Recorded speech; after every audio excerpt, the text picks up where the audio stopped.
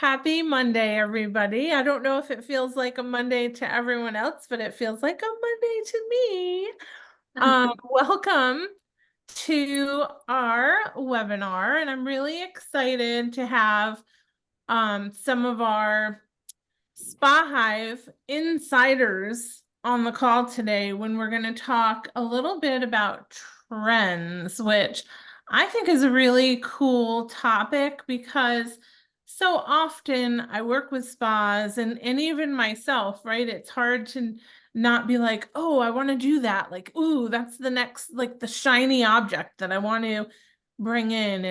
And so I think that this is timely and kind of, relevant for us because a lot of owners and operators that I've been talking to are trying to figure out ways to do things a little bit differently, to sell more to the customers that they currently have, bring in more clients, how to do things, that's going to set them apart a little bit.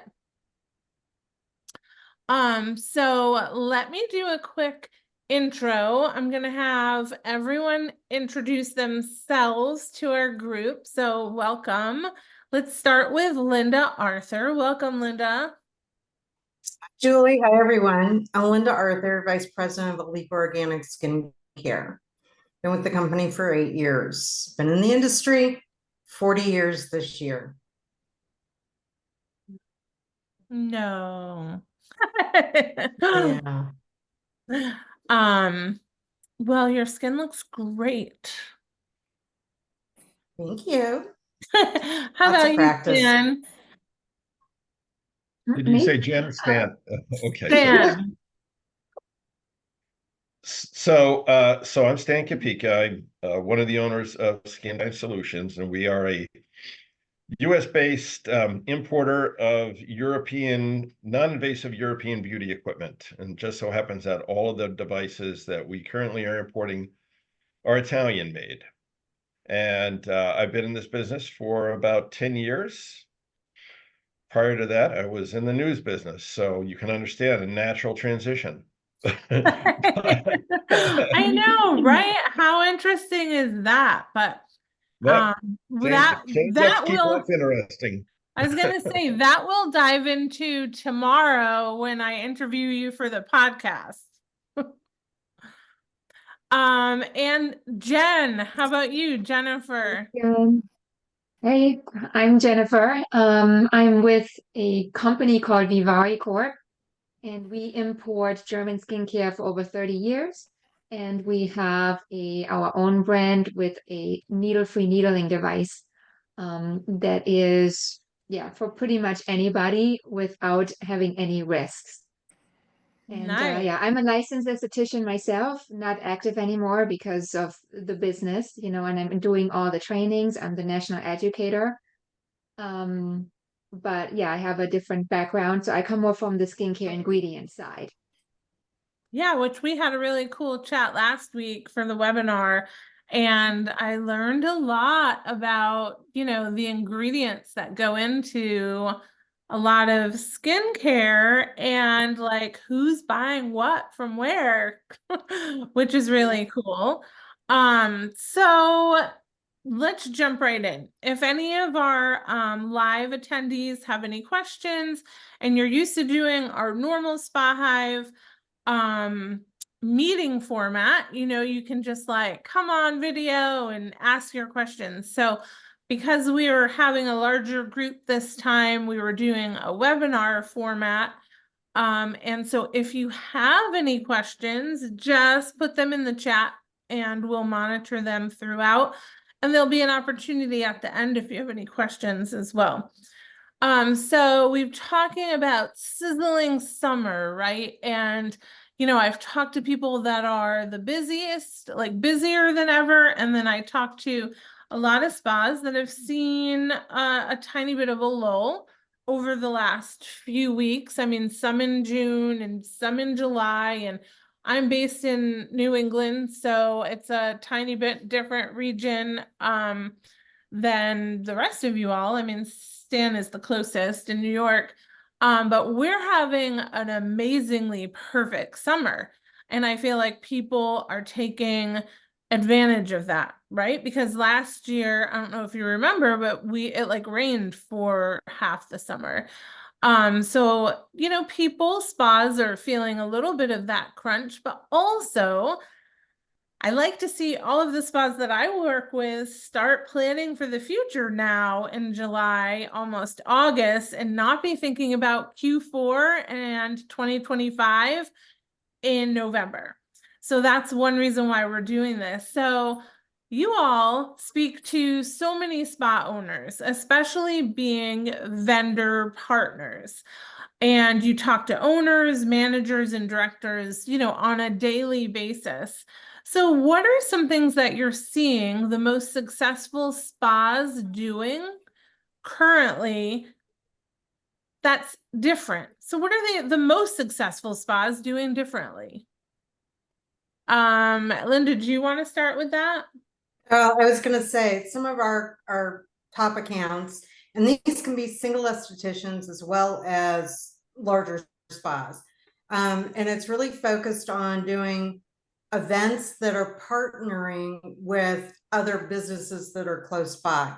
So right now, I think this past week we shipped out for 4 different events and supporting them with gifts and things like that. But what they've done is they've partnered with the boutique that's around the corner or next door, and then the coffee shop or the wine bar or something like that. So they're pulling everybody together in the spa.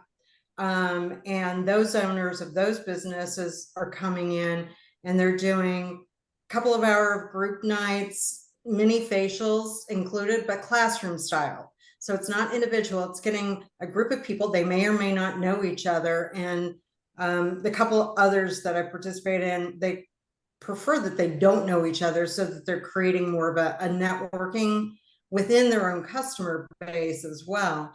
And then the owners will walk them through the mini facial. But let's say they're in the exfoliation part of it and they've done an enzyme exfoliator, which is going to stay on for 10 minutes. Well, during that 10 minutes, they do a little wine tasting or they do a little coffee tasting.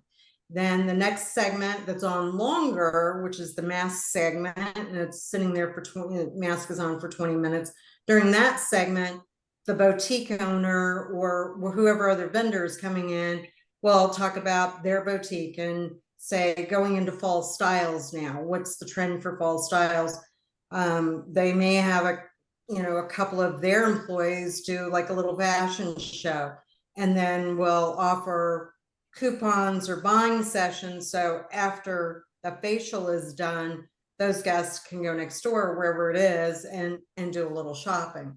And those have been really successful, and people have a lot of fun because they're doing a facial, they're doing their own facial, they're learning about, the particular products. They're getting to do a coffee tasting or a wine tasting at the same time, little hors d'oeuvres, and then they're learning about fashion trends for the upcoming season. Those events have been extremely successful for the spa owner in a number of ways. One, it drives retail, and on average, those events are selling between $4,000 and $5,000 in retail. The other thing is it's new client and new client appointments. And again, on average, out of the group that's coming, and usually keep it no more than 12, so it's manageable, 10 to 12, then maybe that was going to be my question about how maybe many. 50% of those are existing clients, 50% are not. So the existing clients who've been having services by said spa are talking about, oh, this is great, and do that. And then those 50 who are not current spa goers for appointments, we're, percentage of them schedule appointments. So, anywhere from 3 to 5, actually. Averages out of the 5. Sometimes it's all of them, sometimes it's 3 of them, but it's still new business and creating that constant flow, network, engagement, and something fun to do that's a couple hours on an evening, on a Monday evening or Tuesday evening, after work, or Sunday afternoon, if they want something fun to do. And those have been very, very successful events. And again, a little different than the traditional kind of open house Right. type event. Although we're seeing a tick up in open houses as well, where Linda, are guests, people charging for these events? not always. Some do. Depends on their market. So some of the markets no. Some markets do. They'll do a $40 charge, and then they get that back in toward their product purchase or toward their service purchase. So you can do that as well. So that there is, skin in the game, so to speak. When you do an investment, you're going to tend to show up. But it depends on the market and how well those spas know their markets. Yeah. And being able to work it. Great. So those have been very successful. Awesome. Thank you. Sure. Stan, how about you? Have you noticed some things that you're seeing some of the most successful spas doing differently from some of the spas that we might see having more challenges? Well, one thing I would tell everybody to do is, no matter what your business is, initially become known for one thing. Become known for something. And then almost every time your client will tell you what extensions they want or what else they're interested in. And so, for the most part, it's always a great mystery to many spa owners about how to establish their brand and what they need to do to go that route. And I tell everyone, no matter what device I have, it might be a bright, shiny object for a while, but it doesn't identify your brand. It doesn't matter what the brand is that you're bringing in. What differentiates you is the effectiveness of that device, how well it might integrate with other offerings that you have. Is it on brand for you? So, don't confuse your customer. I always use a simple analogy. When you go into any town, how many pizza parlors are there? And they all offer something slightly different. So go in, I always appreciate when I go out to dinner, if it's a simple one-page menu. When you go to some place like Cheesecake Factory and you try to be all things to all people, it confuses your customer. And they don't know what your they don't know what your brand stands for. So make sure your brand stands for something, whether it's your core values, whether it's you've analyzed the market and you've found points of differentiation for your brand, but something to distinguish you. Some people do it through process integration. So they may have someone come in, a client come in, and they may have been giving facials for years. And so now they're bringing in equipment that can help with that facial and enhance the process. So you cleanse the face, you do your signature facial, then you use a piece of equipment after. And then, like we tell people with our equipment, you can do any kind of your signature facials first. You can use art eye second. You can use LED light therapy to follow. So it's a matter of creating process to add value to your customer, distinguish you in the market, and identify your brand in a certain way.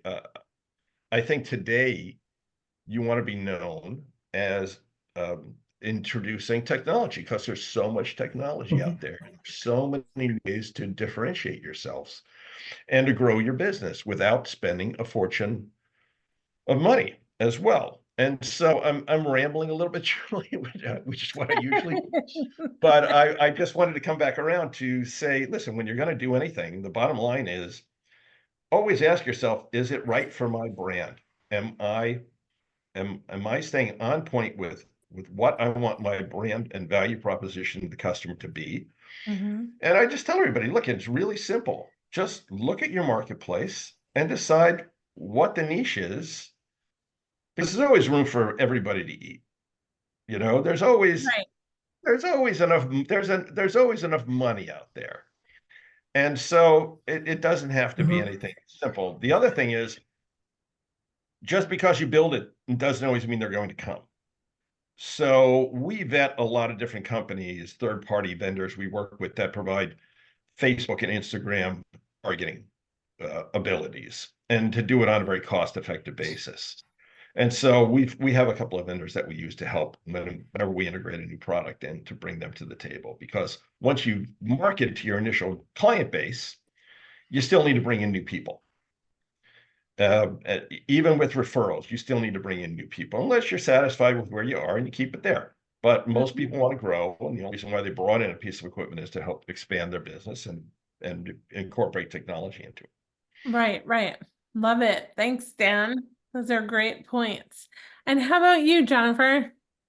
Yeah, it's a mix of both. And I think we have to also look at if there's a difference between like the spa resorts and then the solo esthetician, right? When we talk about like the spa resorts, what I see is most of them want that have to the locals now, so they are not too dependent on the tourism, right? So it's not too seasonal, and one of the ways is to bring in devices. So the most successful spa resorts that I see, they start having devices. There are some that have still zero, but they want to also get it. They have to get away from this. Oh yeah, you only go there if you wanted to like have a wellness day, but it's Right. just massaging the face.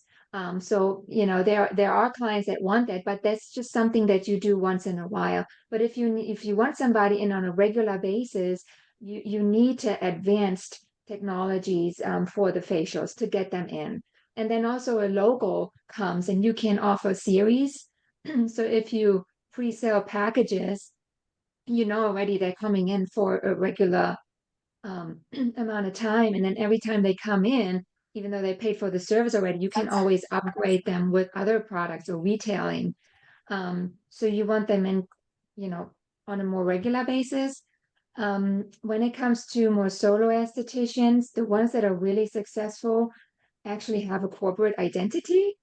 So that's something where many don't really know what it is. So yes, you have your logo, but it has to be represented everywhere you go. Even your spa location, like if the colors, you have certain colors, and as Dan said, like your brand, that has to be seen all everywhere. You know, if it's online, if it's on your website, and then also the ones that are really successful all day long, they go out. So they do go to networking events, and especially in summertime, the ones that are entrepreneurs, or if you just want to focus on women in business, they don't have time to hang out at the beach all the time, right? So but they're working, they're hustling, so you can reach those at networking events and then have them have their little me time, you know, once a month at least. To, you know, focus on that. Memberships is another thing that I see more and more, where they pay a certain amount every month to be a member, and then you also know that, you know, they come in on a regular basis. But definitely going out to like even what is it, the commerce, the Chamber of Commerce, Yeah.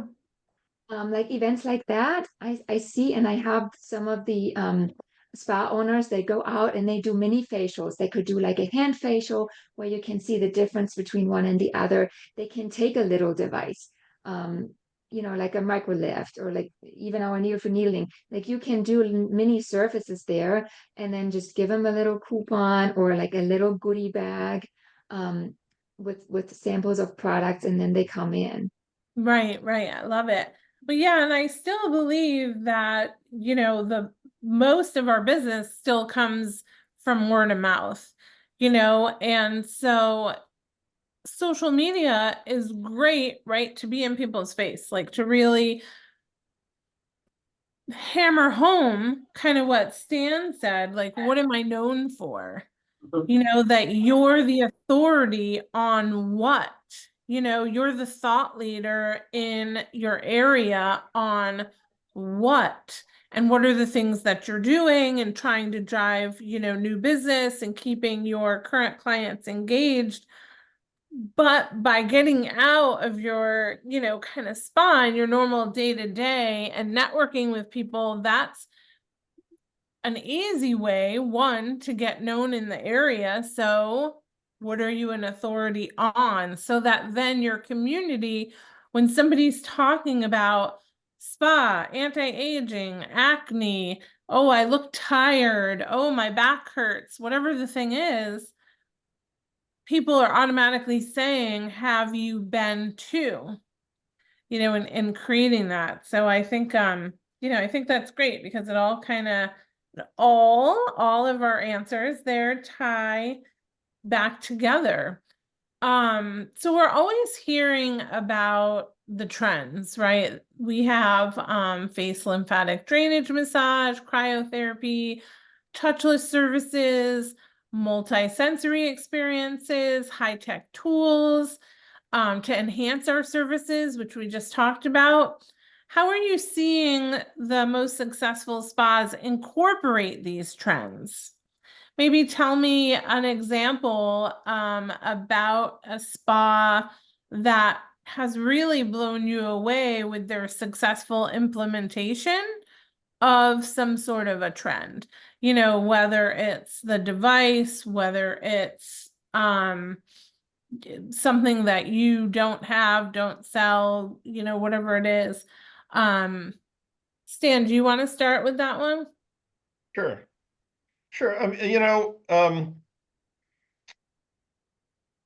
It's a groundswell that has to be built around any new launch, and social media is one of the tools.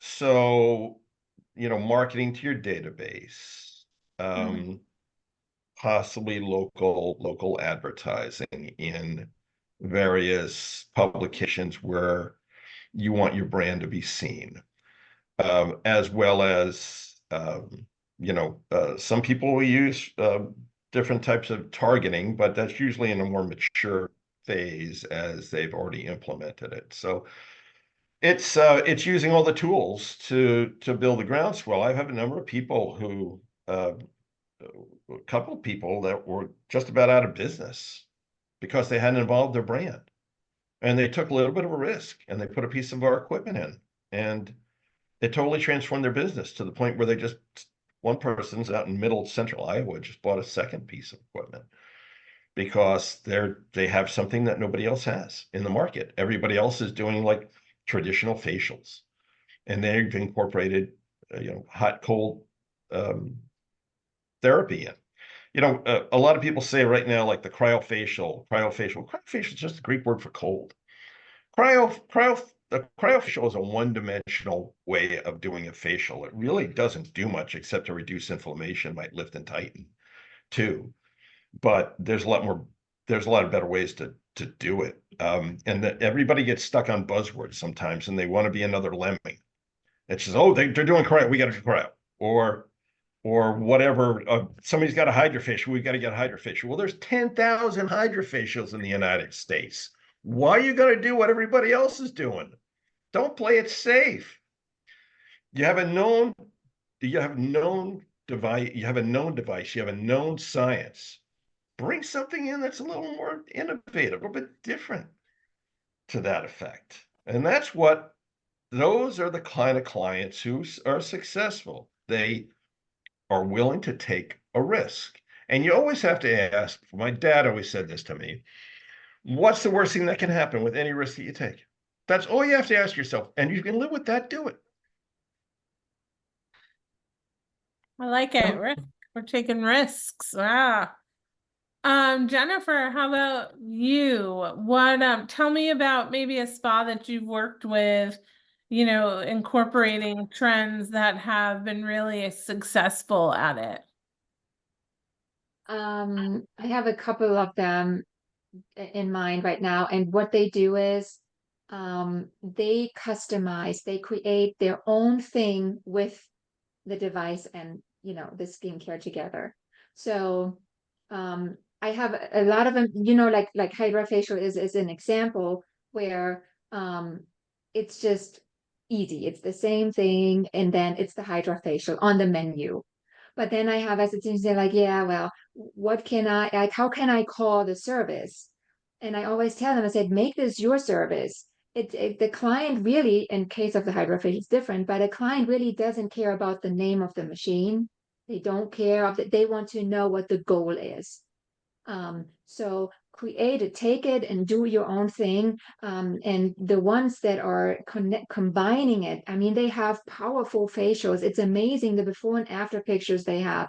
They do dermaplaning first, and then they incorporate the microcurrent, and they have this amazing facial, and it's one thing. It's all incorporated. So just doing their own with it, not calling it, yeah, the epifusion, you know. So those are the most successful, and also the ones that bring in a like a monthly facial, like something specific just for that month to keep it kind of always fun and different.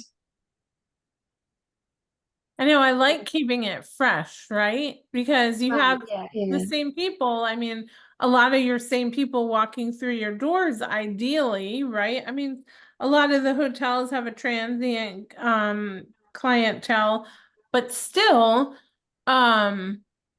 they have locals and they want to see new and different things. And even the transients, they want to come and be wowed, not just necessarily have that boring fluff and buff service. Right, yeah. It's all about the entire service, the whole experience. They want to have an experience, especially if they're a hotel. But anybody that comes into a spa, right? They want to have a whole experience that's different than, what they might have, different than their normal day to day. Yeah, yeah. I always compare it to a restaurant. Right? So you have your favorite restaurant, you have the regular menu, but you always have the specials, right?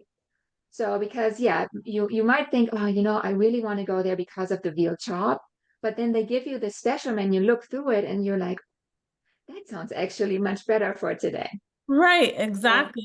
and that way you give the option to the clients. So you always have the clients that want the same thing over and over. They don't like change, right? And that's fine. For them, you have the regular menu, but then you have somebody who is a little bit more, you know, wants some change here and there. So you serve them as well. Adventurous, like Stan's talking about. Make Mhm. you know, take risks. Don't have the veal chop or whatever. Well, and How my about you, daughter talk Linda? about this too all the time, Yeah. is that with social media, we are attentions of squirrels. It's like, ooh, what's that? Oh, no, let me go over here. And there's one who does that on a regular basis. But to have those different services in and to incorporate those on a monthly basis, it keeps your clientele engaged, because then their regulars are going, well, what are you going to do this month? It also keeps your staff engaged, so that they're not getting bored. And I've seen this over and over again when I've gone out and I've done secret shoppers or secret service, and I'll go in and have a service done where in a resort or a larger spa environment, they have no idea who I am. And I'll have a service done. And sometimes you can tell when they're bored, because it's like, oh, music's changing. Okay, Jen, we're going to do this technique. Now we're going to do this. And it's like timed out to the music, but your esthetician is not necessarily, or your massage therapist, either one, are not fully engaged in it. So bring something new in on a monthly or bi-monthly basis for a specific short period of time, re-engages everyone. It also gives you an additional opportunity to go back to the Chamber of Commerce meeting or the Better Business Bureau meeting in your area, and reconnect and talk about those services and getting them in. We'd mentioned, or Jen had mentioned, Chamber of Commerce. Chamber of Commerce is a great way to go and become a member, because people who are new to the area will look to the chamber to say, what are the businesses that are supporting their neighborhood, their community, and that's through the Chamber of Commerce. So that becomes a great resource for continued clientele, and particularly as you narrow down or become focused on what your area is. And to Stan's point, we have this conversation all the time. Don't be everything to everybody. It's okay that as a technician that you're not doing the waxing and the this service and the that service. What do you focus on?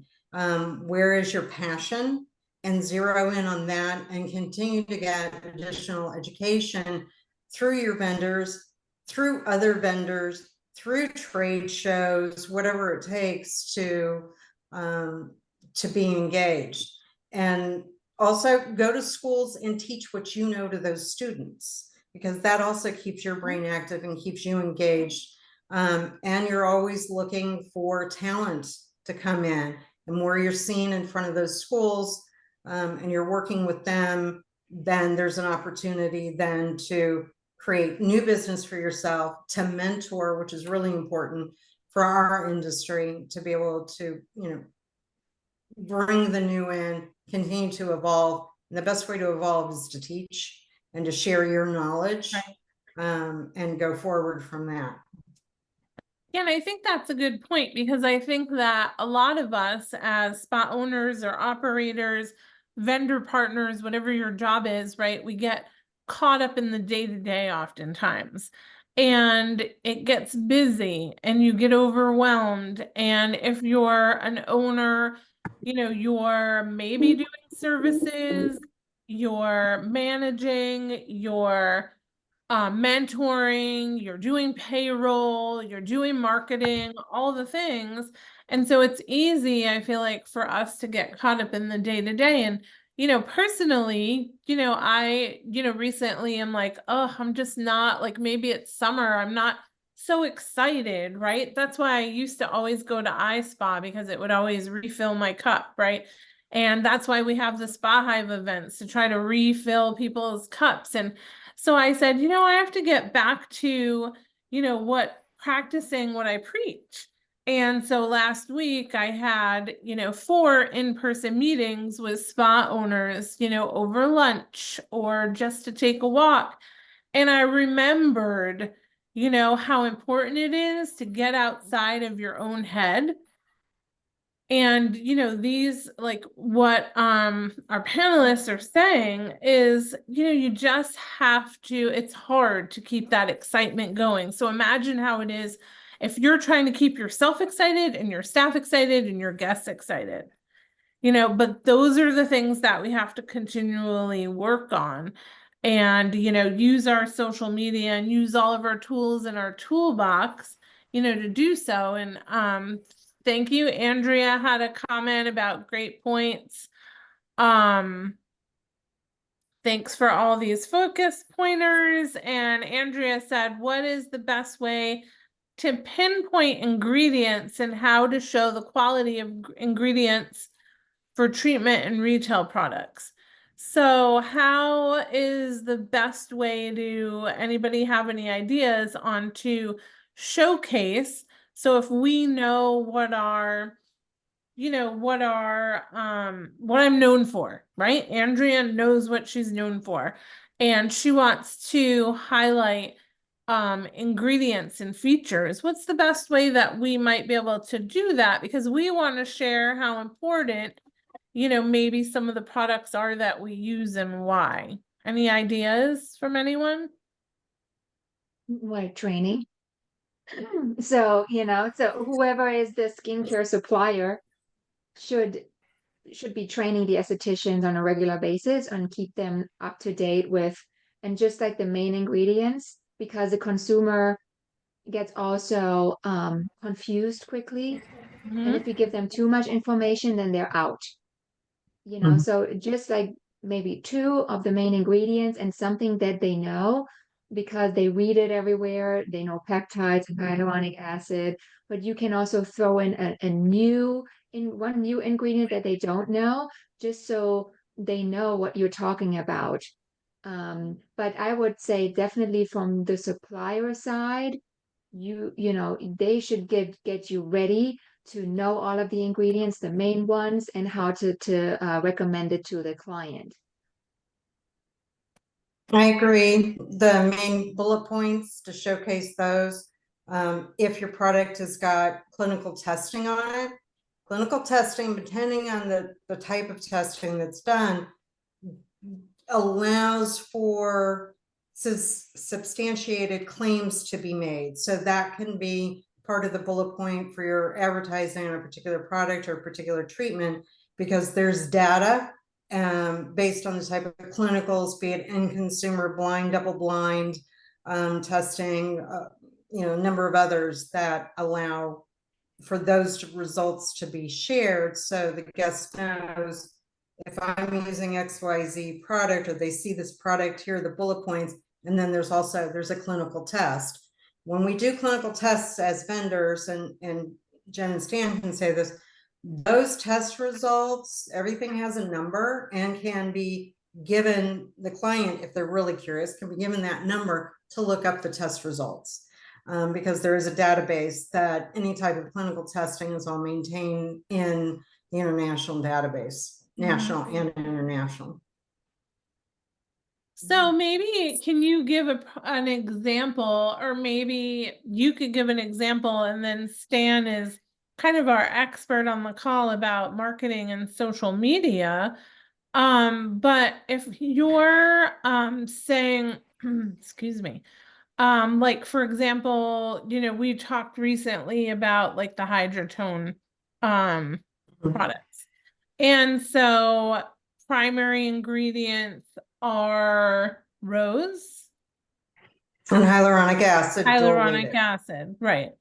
So how do we get that across? You know, so Stan, if you know that, you know, hyaluronic acid is a primary ingredient in whatever the product is that a spa wants to really highlight and showcase, how can they do that, say, on social media without being like, you know, too salesy? You always want to come across objective, and you always want to come across as the authority without being cocky about it. So, you know, we publish blog posts on the science. I deal far less in ingredients.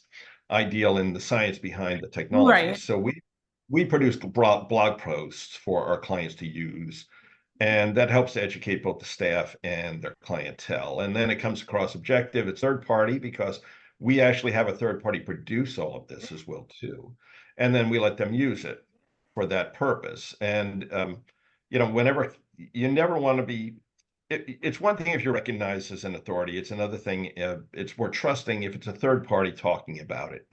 And so that's the format that we employ. And when it comes to ingredients, you know, everybody loves sausage, but not everybody wants to know how it's made. So what Linda and Jen were saying, I think just one or two different nice buzzwords that might be recognizable by the consumer, or a better way to go. Like, everybody knows hyaluronic acid, everybody knows peptides, but most consumers don't know what either one of them do. And so I have a customer who's very good at this, and it's Dr. Barbara Sturm with her molecular products. And they have a lot of information that they release to their clients, because they are dealing with more educated, affluent clientele. And that's what that demo wants. So it's knowing your customers and your audience and what they want. And a lot of times it's not necessarily, so Andrea, it's not necessarily about the magic product, the magic ingredient in the product, but the magic that happens, the outcome of using the product, you know, having the service, visiting the spa, you know, I always say, you know, I want to evoke a feeling. You know, how does it make them feel? when they come to the spa, when they use this product, because people resonate with how you're going to make them feel, like what the outcome is going to be. One of the ads that we did with hyaluronic acid, because it's a drink of water for the skin, is show a waterfall, with the product. So very simple, but here's your waterfall, and then here's the product. So it's giving that idea of water, drink, all of that, and not saying a whole lot, just the imagery to it. Yeah, yeah. And so kind of our last topic is somewhat loaded. But TikTok has grown in popularity, as we all know. And it's grown in popularity as the source for identifying trends in the beauty and wellness industry. How can spas use that to their advantage in social selling and future trend setting? So, how, even if we're not on TikTok, right? How can we use what's going on in TikTok? And it's, I work with some very large, luxury spas oftentimes, and they're like, we're not going to have a TikTok. Are you crazy? But when I talk to the employees, all their guests are coming in saying, I want the, what's her name? Haley Barber, whatever her name is. I'm so that name, but I want her nails, and I want to use what this person is using on their skin. And I saw on TikTok XYZ, and I saw on TikTok. And it's a reality right now, whether you're servicing, 25 to 30-year-olds or older, they're hearing about these TikTok trends, and we all want to capture the younger money because they soon will be our anti-aging clients, or are, right? I mean, how many 25-year-olds are getting, cosmetic procedures done? So how can spas use TikTok talk to their advantage in social selling and future trend setting? Anybody want to jump in first on this one? I'll Pick on Stan for that one. Yeah. What's Go that? ahead, Stan. Oh, Jennifer started. Go ahead, Jennifer. Okay. No, I was just thinking, because with the solo estheticians, a lot of them are on TikTok and they do their thing. But as you Right. said, that like a spa resort, or especially if it's a chain, who's going to do it, right? But usually they all have like younger estheticians maybe, or we all somehow see them, like these TikTok videos, they pop up everywhere if you're on Facebook or on Instagram. Yeah. And then they really have this entertainment addiction where you just keep scrolling and then they find out, yeah, your Amazon finds and things like that. So have maybe one in your team, an esthetician that just loves TikTok, maybe not necessarily be on TikTok, but look at the trends and report it on a regular basis. Hey, there's something new that everybody's talking about. Maybe we should implement that. And then they could offer it in like the menus and the websites and things like that. If they don't, because I do understand it's hard for a spa resort to have something like that. Because it's such a global how do you say, operation. Right. So but yeah, definitely, but have at least know at them, not that you stand there, what is that?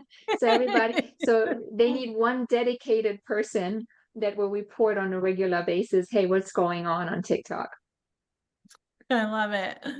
I like that. I like that reporting, reporting the trends. I mean, that could be a whole like social media strategy, right? You're like looking at trends at TikTok and you're kind of either debunking them or, supporting them, right? Yeah, That could be really fun and cool. How about you, Stan? You always want to come across as the authority with anything you're doing. And if you haven't noticed, I'm not exactly a digital native, but but you have to stay relevant regardless. So I think when you can take a look at a trend, give your commentary on it, be viewed as an expert in the industry, or provide an objective perspective, a lot of times that adds a point of clarity for customers. And they need that because there's a lot of disinformation on TikTok also Mhm. as well too. So Mhm. debunking that and coming from a trusted voice Right. is best perspective that you can provide in helping people decipher what's real, attainable, and what isn't. And being that solid grounding voice of reason is how I look at uh, things like TikTok today. Right, right. It's funny, not that I'm an expert at all, but I work with a lot of, now I say, I remember people used to say this, and now I sound like an old person, but I work with a lot of young people. And so either, millennial or Gen Z, and the thing that they're obsessed with on TikTok is, the ASMR videos. And so I said, okay, I've got it. Become more knowledgeable about this. And so I did a lot of research, and of course they connected me to a lot of things that I could watch. And 2 hours later, I'm still like scrolling, like Jennifer said, right? I'm like, okay, I'm gonna look a little bit and see like what this is all about. And then I'm like, next, next, next, down a rabbit hole, next, next. 2 hours later, and I said to them the next day, I said, okay, so I was literally up until 2 a.m. on TikTok, which I do have a TikTok, but I don't actively use TikTok. So I started to do research, and a few of the spas, I mean, um, the head spas, right? I mean, they're 100% piggybacking on this whole ASMR thing and the whole trend on TikTok. So then thinking about if we're looking at trends, right? I mean, ASMR really is not a trend, right? But if we're piggybacking on that trend, it could be something as simple as a guided meditation. That's nothing new, nothing unique. Custom treatments, again, nothing new, nothing unique. We're doing scalp massage practically in every service we're doing, right? So do we slow it down? Do we make it more rhythmic? Do we use light tapping movements? I mean, in theory, all our massage therapists and estheticians are doing that, right? So an idea, and so I've been working with one particular spa on, okay, like how can we like capture some of this business? So they're trying something, and this isn't new either, but the silent services. So you can, for extra money, book a silent massage or a silent facial, but they're trying what's called a whispering facial. Okay. And so it's ways to kind of, I mean, you're already whispering in your facial, right? Are you like yelling in their ear? So tying back, I wanted to tie back just to some of those TikTok trends, and that's one that people have been talking to me a lot about. Let's see, we have a few questions coming through now. Let's see. Also, let's see. Using it to your advantage. Why we sleep with Vaseline on your face when you can use this instead. So why would you sleep with Vaseline on your face when you can use what? With a link to products that you can actually use safely for sleep, hydration, etc. And then Adriana says, do a day in a life video, like showcase your SDs doing their skincare before and after work, which are, really good suggestions. I mean, working with younger people really opens your eyes. So one of the employees said, I'm going to record. So just kind of like what Adriana is saying, I'm going to record all the stuff I do on a daily basis with, like, you create those big, beautiful containers of spa water. So videoing this whole process, cutting the fruit, putting the ice into the vessel, putting the fruit into the vessel, how you layer your fruit, right? This is all, very, I wouldn't think it, but it's very engaging apparently. And I can agree because I can attest to the fact on how many nights I've been scrolling through TikTok, looking at the things that people are looking at and finding interesting. So right down to then, putting the water out and serving the water. I mean, and that's just one thing. And kind of what, like, Adriana had said, recording throughout the day, the SCs doing their own skincare, before work. I mean, people love that, right? So one final thought from each of our panelists before we say farewell, and then anyone else that has any comments or questions.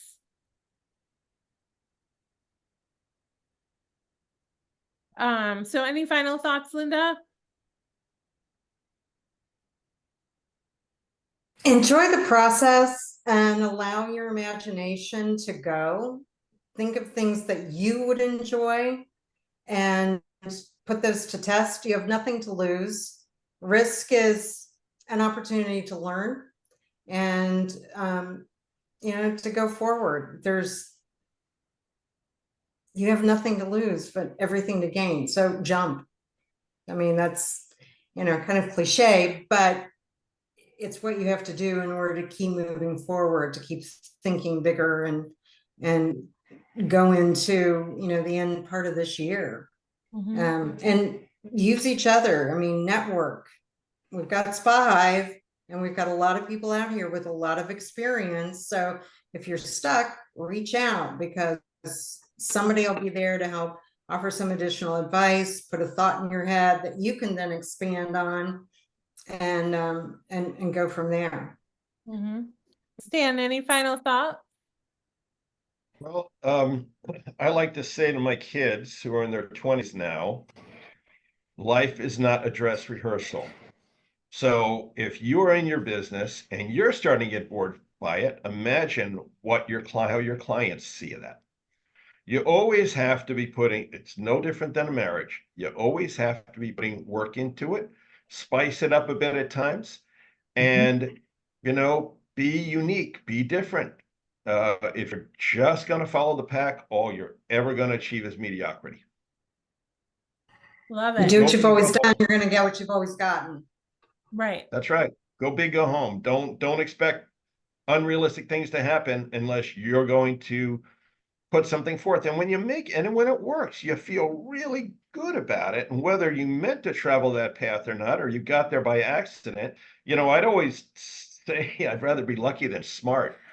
And so it's nothing ventured, nothing gained. And just be dynamic with what you do. That enthusiasm is infectious to your staff and your clientele. And Jennifer, any final thoughts? The one thing always is to always keep widening your horizon. Stay on top of what's going on out there. Have your ears open, your eyes open. Do the continuing education that makes you more confident in what you're doing, because the more confident you are, the more people you attract that want you. And that's, it's the facials and everything too, but it's the person itself. that we're attracted to most of the time as well, what they have to say, what their knowledge is. You know, you want to grasp everything that they know. So definitely that. And then, yeah, as always, love what you do. If you don't love what you do, you might want to venture out. So Love it. it should always have that passion. Right, right. Yeah, I mean, I would say my final thought is to be open. You know, be open to the possibilities, not rigid and think it can only go one way. Be open to the things that, you know, might present themselves to you, the opportunities that might present themselves that you didn't think you were going to do, but you did. And I think one of the best things that we talked about today, and I can't say this enough, is to think about your business as a customer, you know, and think about if you were coming into your business and you had the menu offerings that you're offering, the products and services that you're offering, the staff training that you have, would you be blown away?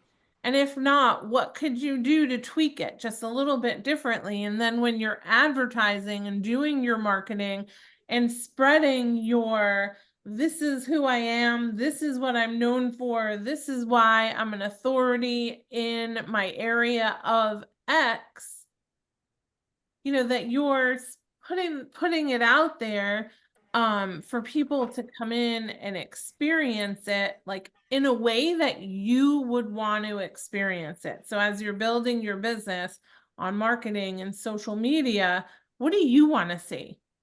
Like, what would sell you? What would sell your friends? What would sell your family members? You know, is it the constantly look at my product, it's the best, 20% off? You know, or is it educational and inspiring? So everything that you're doing, think about it in that way. Would this inspire me, or am I just going through the motions? Well, thanks for joining us on this lovely July day and our summer sizzle. I know everybody's probably sizzling in a lot of parts of the country because it's been pretty hot, but we look forward to seeing you again on another webinar. And thanks to our panelists who are, you know, valuable members of our SpaHive community for joining us today. Thanks, Thank Julie. you, Julie. Thank you, Julie. Bye, guys. Take Bye, care. everyone. Bye.